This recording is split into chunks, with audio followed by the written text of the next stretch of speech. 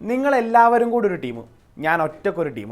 1986 പുറത്തിറങ്ങിയ ഇതിലെ ഇനിയും വരൂ എന്ന സിനിമയിൽ മമ്മൂട്ടി ഫുട്ബോൾ കളിക്കാൻ തുടങ്ങുമ്പോൾ മുകേഷിനോടും കൂട്ടുകാരോടും പറയുന്ന ഒരു ഡയലോഗാണത്. അക്ഷരാർത്ഥത്തിൽ ഇന്നലെ നടന്ന ബാഴ്സ അത്ലറ്റിക്കോ ക്വാർട്ടർ ഫൈനൽ മത്സരവും ഏതാണ്ട് അതുപോലെയായിരുന്നു. ഒരറ്റത്ത് ലെമീൻ യമാൽ എന്ന ഒറ്റയാൻ, മറുപുറത്ത് എന്തിനും പോന്ന ഡീഗോ സിമിയോണിയുടെ 11 പോരാളികൾ. നിങ്ങളുടേത് മികച്ച ടീമാണ്. ഇന്ന് നിങ്ങൾ നന്നായി കളിച്ചു. ചാമ്പ്യൻസ് ലീഗ് ക്വാർട്ടർ ഫൈനലിൽ നമ്മൾ ഇനിയും ഏറ്റുമുട്ടും. പക്ഷേ അന്നത്തെ മത്സരം ഇന്നത്തേത് പോലെയാവില്ല. 5 ദിവസം മുമ്പ് മെട്രോപൊളിറ്റാനോയിൽ ബാർസയോട് തോറ്റതിന് പിന്നാലെ ഹാൻസി ഫ്ലിക്കിനോടായി അത്ലറ്റിക്കോ മാഡ്രിഡ് പരിശീലകൻ ഡീഗോ സിമിയോണി പറഞ്ഞത് ഇങ്ങനെയാണ്. പക്ഷേ സിമിയോണി പറഞ്ഞ കളി നടക്കുന്നത് സ്വന്തം പൊന്നാപുരം കോട്ടയായ ക്യാമ്പ് നൗവിൽ ആണെന്നതിനാൽ ആ വാക്കുകൾ ഫ്ലിക്കിനെ തെല്ലും അലട്ടിയിരുന്നില്ല. കാരണം കഴിഞ്ഞ 14 ഹോം മത്സരങ്ങളിൽ തുടർ ജയങ്ങളുമായി അവരങ്ങനെ കുതിക്കുകയാണ്. ആ മൈതാനത്തെ ഓരോ പുൽനാമ്പും ബാഴ്സ ജയത്തിന് വേണ്ടി മാത്രമാണ് ഓരോ ദിനവും ഒരുങ്ങിയിരുന്നത്. പക്ഷേ ആ കണക്കുകൾക്കെല്ലാം ആയുസ് ഇന്നലെ വരെ മാത്രമായിരുന്നു. ഹോം ഗ്രൗണ്ടിലെ ബാർസയുടെ അപരാജിത കുതിപ്പും ക്യാമ്പ് നൗവിൽ താൻ ഇതുവരെ ജയിച്ചിട്ടില്ലെന്ന ചീത്തപ്പേരും സിമിയോണി അങ്ങ് തീർത്തു, അതും 2 ഗോളിൻ്റെ ലീഡിൽ. ലെമീൻ യമാലിൻ്റെ സോളോ ബ്രില്യൻ മൂവുകൾ, പൗ കുബാർസിയുടെ റെഡ് കാർഡും പിന്നാലെ വന്ന ഹൂലിയൻ അൽവാരസിൻ്റെ ഫ്രീ കിക്ക് ഗോളും, സോർലോത്തിൻ്റെ ക്ലിനിക്കൽ ഫിനിഷും അതിനിടയിൽ വന്ന ഹാൻഡ്ബോൾ വിവാദവും, അങ്ങനെ ഒരു സിനിമാ കഥ പോലെ എല്ലാ എലമെൻസും ഒത്തുചേർന്നൊരു മത്സരമാണ് ഇന്നലെ ക്യാമ്പ് നൗവിൽ അരങ്ങേറിയത്. ഒരു ചാമ്പ്യൻസ് ലീഗ് ടൈയുടെ എല്ലാ ആവേശവും നിറഞ്ഞ ഒരു ഉഗ്രൻ പോരാട്ടം. ഒരാൾ ഒറ്റക്ക് കളിച്ചാൽ ഒരു മത്സരവും ജയിക്കില്ല. ഒപ്പം നിൽക്കാൻ, പിന്തുണ നൽകാൻ ഒരാളെങ്കിലും ഇല്ലാതെ ഒരു ഫുട്ബോൾ മത്സരം ജയിക്കുന്നതിന് 100-ൽ 0.5% പോലും സാധ്യതയില്ല. ലെമീൻ യമാൽ ഇന്നലെ നടത്തിയ പ്രകടനം എന്തുകൊണ്ട് ഫലം കണ്ടില്ല എന്ന ചോദ്യത്തിനുള്ള ഉത്തരം അതാണ്. തൻ്റെ പ്രതിഭയെ അയാൾ പതിവ് പോലെ മൈതാനത്ത് വരച്ചിട്ടിട്ടും ടീമിനെ വിജയത്തിലേക്ക് എത്തിക്കാനായില്ല. സീസണിലെ ബിഗ് മാച്ചസിൽ ഗോളും അസിസ്റ്റും നേടുന്നില്ലെന്ന തരത്തിൽ താരത്തിനെതിരെ ട്രോളുകൾ ഉയരുന്നുണ്ടെങ്കിലും യമാൽ ഇന്നലെ നടത്തിയ പ്രകടനത്തെ ആർക്കും വില കുറച്ച് കാണാനാവില്ല. കീ പാസുകൾ നൽകുന്നത് മുതൽ ഡ്യുവലുകൾ വിൻ ചെയ്യുന്നതിൽ വരെ യമാൽ മറ്റെല്ലാ ബാർസ താരങ്ങളെക്കാളും മികവ് പുലർത്തി. മത്സരത്തിൻ്റെ അവസാന മിനിറ്റുകളിൽ അത്ലറ്റിക്കോ ബോക്സിനകത്ത് കാലിൽ പന്തും കൊരുത്ത് ഡിഫൻഡർമാരെ വട്ടം ചുറ്റിച്ചൊരു മൂവുണ്ട്.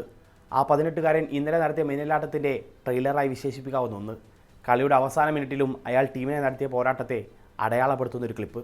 സ്വന്തം ഗ്രൗണ്ടിൽ സ്വന്തം കാണികൾക്ക് മുന്നിലൊരു മത്സരം, അതും ഒരാഴ്ച മുമ്പ് തങ്ങൾ വീഴ്ത്തിയ അതേ എതിരാളികൾക്കെതിരെ. ഏറ്റവും അവസാനം ഇതേ മൈതാനത്ത് ഇരുവരും ഏറ്റുമുട്ടിയപ്പോഴും ആധിപത്യം തങ്ങൾക്കായിരുന്നു. ചാമ്പ്യൻസ് ലീഗ് ക്വാർട്ടർ ഫൈനലിൻ്റെ ആദ്യ പാദത്തിൽ അത്ലറ്റിക്കോയെ ക്യാമ്പ് നൗവിൽ വരവേൽക്കുമ്പോൾ ബാർസ താരങ്ങളുടെ ഉള്ളിലൂടെ ചിലപ്പോൾ കടന്നുപോയത് ഇത്തരം ചിന്തകളായിരിക്കണം. കളി തുടങ്ങി ആദ്യ അരമണിക്കൂറിലും ചിത്രം ഏതാണ്ട് അതിന് സമാനമായിരുന്നു. ഇരു ടീമിനും പറയത്തക്ക മേൽക്കൈ നേടാനായിട്ടില്ല. എങ്കിലും രണ്ടാം പകുതിയിൽ ഒരു വമ്പൻ പോരാട്ടം വരാനിരിക്കുന്നെന്ന് തോന്നൽ ഗ്രൗണ്ടിനകത്തും പുറത്തുമുള്ള എല്ലാവരിലും ഉണ്ടായിരുന്നു. പക്ഷേ 44-ാം മിനിറ്റിൽ ക്യാമ്പ് നൗ ഒരു വലിയ നിശബ്ദതയിലേക്ക് തെന്നി വീഴുന്നു. കളിയുടെ മൊമെൻറ്റം അത്ലറ്റിക്കോക്ക് സമ്മാനിച്ച ഒരു റെഡ് കാർഡ് ഇൻസിഡൻറ്റ്. മൈതാന മധ്യത്ത് നിന്നും ഹൂലിയൻ അൽവാരസ് നീട്ടി നൽകിയ ഒരു ഓവർ ദി ഹെഡ് ബോളുമായി ബാർസ ബോക്സ് ലക്ഷ്യമാക്കി ജൂലിയാനോ സിമിയോണി കുതിച്ചു. തങ്ങളുടെ ഹൈലൈൻ ഡിഫൻസിനെ പൊളിച്ച ജൂലിയാനോയിൽ നിന്നും പന്ത് തിരിച്ചു പിടിക്കാനുള്ള പൗ കുബാർസിയുടെ ശ്രമം പക്ഷേ പാളി. പിന്നിൽ നിന്നും ടാക്കിൾ ചെയ്തതിന് താരത്തിന് മഞ്ഞക്കാർഡ് നൽകാൻ റഫറി ഈസ്വാൻ കോവാസിക്കിന് രണ്ടാമതൊന്ന് ചിന്തിക്കേണ്ടി വന്നില്ല. പിന്നാലെ വിയർ പരിശോധിച്ച ഈസ്വാൻ ആ തീരുമാനം തിരുത്തി. പൗ കുബാർസിക്ക് റെഡ് കാർഡ്, അത്ലറ്റിക്കോക്ക് ഫ്രീ കിക്കും. കിക്കെടുക്കാൻ പതിവ് പോലെ അൽവാരസ് വന്നു. സീസണിൽ പലതവണ ഈ അർജന്റീൻ താരത്തിൻ്റെ കാലിൽ നിന്നും മഴവില്ലായ്ക്കുള്ള ഫ്രീ കിക്കുകൾ ഊർന്നിറങ്ങുന്നത് നമ്മൾ കണ്ടതാണ്. ഇക്കുറിയും പതിവ് തെറ്റിയില്ല.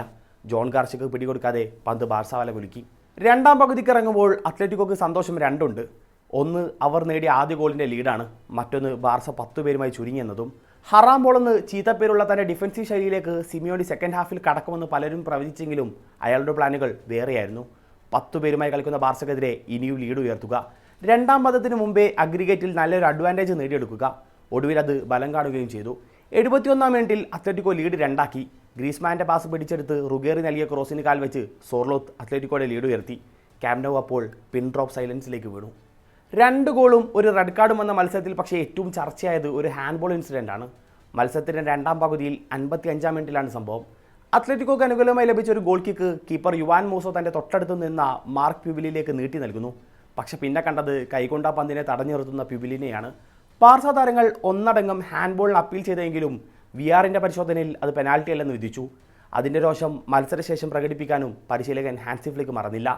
അതെന്തുകൊണ്ട് ഹാൻഡ്ബോൾ വിളിച്ചില്ലെന്നത് എന്നെ ഇപ്പോഴും അത്ഭുതപ്പെടുത്തുന്നു.